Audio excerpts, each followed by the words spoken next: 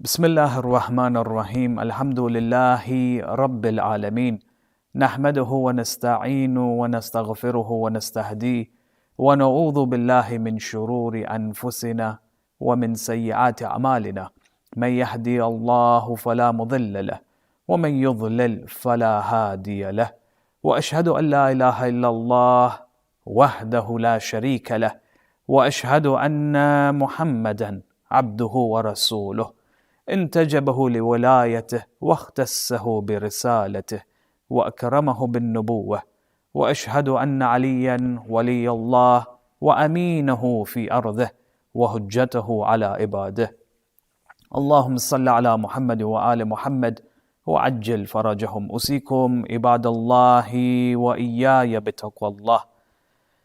Respected elders, brothers, sisters, Assalamu alaikum wa rahmatullahi wa barakatuh. Before beginning today's sermon, inshallah, I admonish myself first and foremost before advising and admonishing you to adhere to the disciplines and the precepts of taqwa. As Allah subhanahu wa ta'ala has said in the Holy Quran, Ya ayyuhalladhina amanu taqullaha wa kunu ma'as sadiqin. O you who believe, if you identify yourselves as those who have iman in their hearts, then number one, adhere to the precepts of taqwa. Try and come out of your small bubbles and try and develop taqwa as much as possible. وَكُونُوا مَعَ الصَّادِقِينَ. And always adhere yourselves and of course stick to the message of those who are truthful. Now these are the nights in commemoration and the days in commemoration of the wafat, of the passing of the Holy Prophet of Islam, Muhammad al-Mustafa sallallahu alayhi wa alihi wasallam. And of course his character has been mentioned in a number of verses in the Holy Quran. And the most known of these verses is when Allah subhanahu wa ta'ala says, وَإِنَّكَ لَعَلَى خُلُقٍ عَظِيمٍ, that you are indeed someone who has the best of morals, the one who has the most profound of morals that no other human being has had before you and no other human being will have after you. That in the period of Jahiliyyah, the Prophet of Islam trained himself and developed these morals to such an extent that even his enemies regarded him as those with those particular qualities. As a person who was number one, truthful, a sadiq, and number two, as a person who was known as the most trustworthy in the whole of Arabia. To the extent that even his own enemies used to come towards him and used to give him their belongings to look after, to safeguard. When they would go for travels, for example, from one city to another, they didn't have vaults or banks or anything like that. So they would come with their belongings, with their gold and their silver and their jewels. They would come to the Prophet of Islam and say, "Oh Muhammad, look after these. We're going away for a month or so. When we come back, we expect these to be returned to us." They would trust the Prophet with such a task. And this was, of course, in the midst that the Prophet would attack their beliefs, that the Prophet would, for example, dispute their beliefs, refute their beliefs. So in the midst of him, in performing his tabligh, they would still approach him and they would still trust him in their day-to-day lives. They would still trust them or trust him in specific with their properties. When you turn to other surahs in the Holy Quran, famously Surah Al-Hujurat, you find that Allah subhanahu wa ta'ala in this particular surah, in this specific surah, begins to speak about certain traits, certain actions that we should try and adhere to. For example, to have trust in others, to think positive about others, to not engage in ghibah, to not engage, for example, in tuhma, and all of these different things that Allah subhanahu wa ta'ala speaks about in Surah Al-Hujurat. In other surahs, Surah Al-Luqman, for example, do not walk on this earth with arrogance, have humility. There are many surahs in the Holy Quran where Allah begins to speak about the characteristics of those who are recognized as mu'mineen, those who have iman in their hearts. Now, when you look at the religion of Islam, Islam focuses on three very important tenets. The first being theology, aqaid, that we all have an individual responsibility to try and learn something about our religion from a theological perspective. The second is to be aware of our sharia, to give some focus on fiqh as much as possible. And then the third is on akhlaq, that we should practically develop ourselves. Now the word akhlaq is the plural of the word khulq, which means disposition, what we have been created with. Disposition or khulq is a faculty of a soul, of the soul. And we all have this particular faculty, which technically is the source of all of our actions. Whatever we say, whatever we do, it comes from this disposition that we all have. And we should build ourselves in such a way that whatever we do, whatever action we perform, whatever we say, we perform spontaneously without thinking about them. And our responsibility is to perform those actions which are good, that we develop ourselves to such a level that whenever we do good naturally, because we have developed ourselves to do that particular good action, to do it spontaneously without thinking. The khulq or the disposition is a property of the soul which comes into existence through exercise and through repetition. So you have, for example, a person who is known to be generous. And this is what scholars speak about when they speak about the difference between behavior and character. And there's a very profound difference between the two. You can have a person in the community who is generous. Now, this person may be known for his generosity. And the reason is because he constantly gives out of his wealth. You have, for example, a person who is in dire need of certain financial help. He will approach this person who is known as Al-Jawad or Al-Kareem. The reason is because this person never lets down those who are in need financially. But then you have another person who gives out of his wealth, but he doesn't give constantly. Maybe once or twice in public he's known to give thousands of pounds, and therefore he is known to be, for example, a generous person. Now there's a difference between the two. The first person who constantly gives, he has made it part of his character that he is a giving person. Whereas the second person, no, he may have given once or twice in his life, he is known to just give. That is a behavior. Behavior is what you and I do in the apparent of our actions and our words. I may give charity once in a while, for example. That's my behavior. But when I constantly give charity, that becomes part of my character, that I no longer think about the action. I spontaneously perform the action. Now, when you come from an Islamic perspective, from the language of the Quran explains this beautifully, that man can control his desires, man can control his lust, and man can control, for example, his emotions and his other faculties like anger and imagination and so on and so forth. And man can channel these emotions and these desires and these lusts to try and move himself towards the path of perfection and the path of wisdom. Now, when you speak about man's characteristics and man's capacity to bring about changes in his disposition, the idea behind this is that we are supposed to behave and perform and act to such an extent that it becomes part of our character. Now, these dispositions that we can control and we can change, it doesn't mean that we focus on one extreme without the other. No, it means that we create a balance within our lives. We neither go to one extreme nor the other.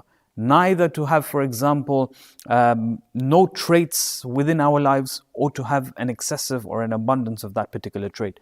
Islam demands that we have a balance, that we create moderation in performing our actions and functioning properly. So when you turn to, for example, certain ayats of the Holy Quran, Allah subhanahu wa ta'ala says, Bismillah ar-Rahman ar-Rahim, Ya ayyuhalladhina amanu, O those of you who believe, La tattabi'u khutuwat ash-shaytan, do not follow the footsteps of shaitan. وَمَن يَتَّبِعْ خُطُوَاتِ الشَّيْطَانِ, and the one who follows the footsteps of shaitan and the plannings of shaitan, فَإِنَّهُ يَأْمُرُ بِالْفَحْشَاءِ وَالْمُنْكَرِ. Shaitan will take you towards what is fahsha, what is indecent, and munkar, that which is detested by the Sharia, by Rabb al-Alameen. So when I move away from shaitan, I need to make it a habit to not go towards the footsteps of shaitan, but to go against the footsteps of shaitan. I need to build that within myself. I need to make it my character to not follow the plans of shaitan. Ya ayyuhalladhina amanu, arka'u wasjadu wa'budu rabbakum. O you who believe, go into ruku, go into sujood, worship your Lord. Make this your character Don't just behave in these ways once or twice in your lives. Make it a character. Be someone who identifies as the one who worships Allah subhanahu wa ta'ala. And the idea behind this is just as a seed. When you plant a seed, the seed is small, but then it begins to grow. In the right environment, in the right circumstances, this particular seed begins to grow and it becomes a fruitful tree with proper care. Just as how this small seed, which was nothing, is able to become a fruitful tree with proper care, likewise we too, with ri'ayah, with caring about our souls, watching over our actions, controlling our thoughts, we too can become perfect. We too can become as beautiful as a fruitful tree spiritually, through self-discipline and of course intelligent perseverance. This is extremely important for us to keep in mind. Human perfection, therefore, as has been indicated by the scholars, has many different levels, right? And the greater amount of self-discipline that you have, the greater amount of investment that you put into building yourself spiritually, you find that the rewards therefore become higher. You reach the higher levels of perfection. If you're not bothered, for example, putting the effort to build yourself spiritually, you will not see much effects or much rewards later on in your lives. Now, when it comes to this particular ayah, إِنَّكَ لَعَلَى خُلُقٍ عَظِيمٍ, Allama Tabatabai, when speaking about the characteristics of the Prophet of Islam, he says that these characteristics were most shown when he interacted with the people around him. So, for example, he would constantly stand up for the truth. When you have a single person who goes against the ideology of a nation, you find that many people did not support the Holy Prophet of Islam because of the small numbers of people who were there supporting him. As in, imagine supporting for a small group who are seen as the enemies of the state. As in, a person would think twice to be part of that particular group. You have many narrations where the Prophet of Islam said that, in the beginning I had a very few amount of supporters.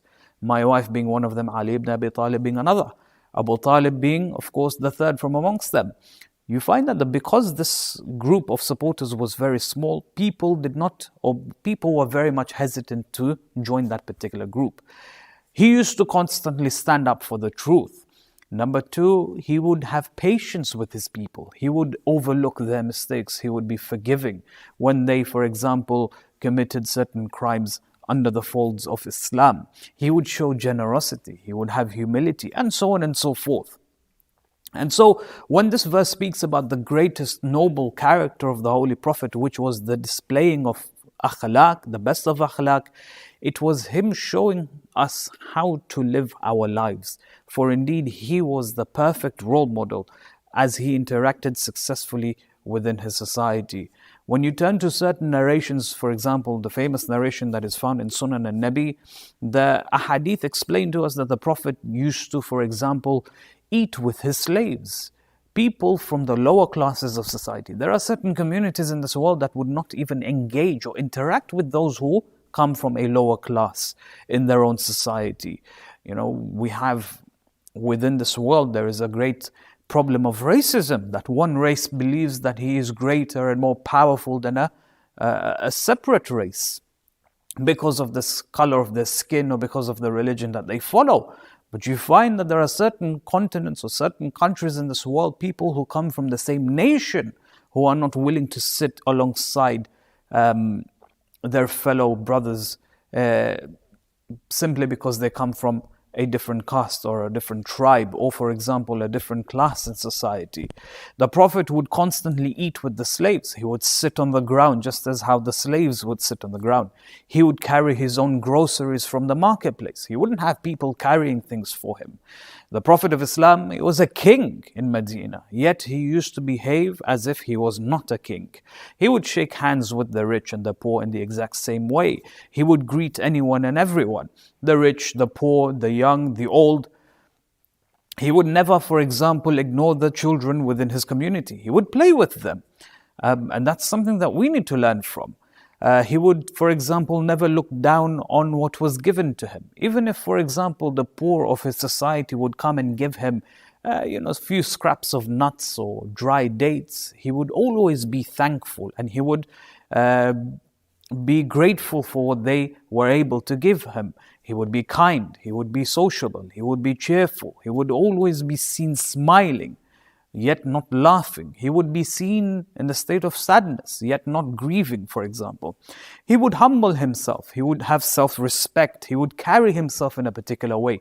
He would show, or he would carry himself in a dignified way. He would be generous, he was soft-hearted, and he was most definitely seen as a person of mercy. They say once a child was brought to the Holy Prophet of Islam, and he carried this child in his arms. And he begins to recite dua for this child. He begins to bless his parents, and all of a sudden the child begins to urinate in his arms. And when the family saw that their child is urinating in the hands of a king, the prime minister of Medina, they began stressing out. They began screaming, shouting at the child. The Prophet calms them down. They reacted instead of the Prophet reacting. Now imagine us being in that particular situation. What would we do? How would we react? The Prophet tells them to calm down. He says, do not shout at the child. Let him finish what he's doing. The Prophet realizes, yes, his clothes have become najis, but that's not a big deal, is it? The Prophet can go and wash his clothes, for example, and he can move on with his life. To react in a negative way in front of this child, that can have an impact, a negative impact on that child. The child can become afraid of the Prophet of Islam. The child, for example, may see the representative of Allah subhanahu wa ta'ala act in a way that is not desirable, and he may, for example, have a bad image of the Prophet of Islam. It may push him away from the religion of Islam. The Prophet reacts as normal. He smiles and he continues to smile towards the child until the child finishes. He then lets the child go back to his parents, and the Prophet of Islam turns around, he goes away and he washes his clothes. This is the character of the Prophet of Islam. And it is through this character that people were drawn to him, that people were attracted to him. And that is the reason why they followed him. That is the reason why they came towards the religion of Islam. The Prophet didn't come towards his people and throw books of academia to them, showing them the fallacy of believing and worshipping idols. Or, for example, showing them the profundity of Tawheed or anything like that. The Prophet interacted with them through his behavior, and they loved him for that. And then you come towards one verse in the Holy Quran where Allah subhanahu wa ta'ala says, Abasa wa tawalla, and ja'ahu al-a'ma, that he frowned at the blind man. And so there was a question mark. So hold on a second, how can the Prophet frown at a blind man?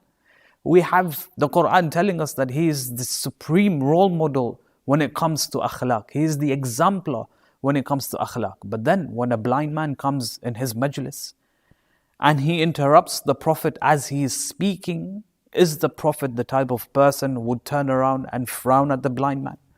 To such an extent that Allah reveals verses of the Holy Quran rebuking the Prophet of his actions. Look at what the Quran says with regards to the Prophet of Islam.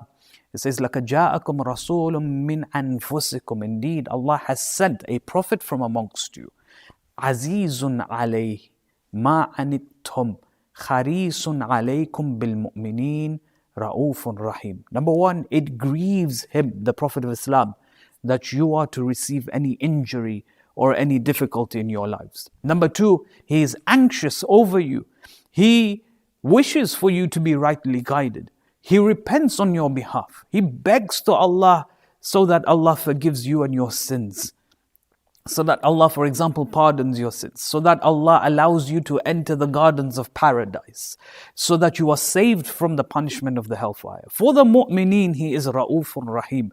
That he is a man of pity. He is a man of kindness and mercy.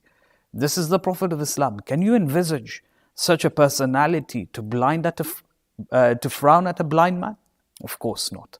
And so you find that there are political reasons as to why there were certain narrations that popped up out of nowhere, demeaning or bringing down the character of the Holy Prophet of Islam. And so when a person has been encouraged through the language of the Quran to develop good characters and good manners, it is so that, number one, it brings about the pleasure of Allah. Number two, it brings about ease and peace of mind within our lives. It is easier to be a man of kindness and a man of good morals than to be a man of bad akhlaq. And of course, good akhlaq brings about tranquility within our lives.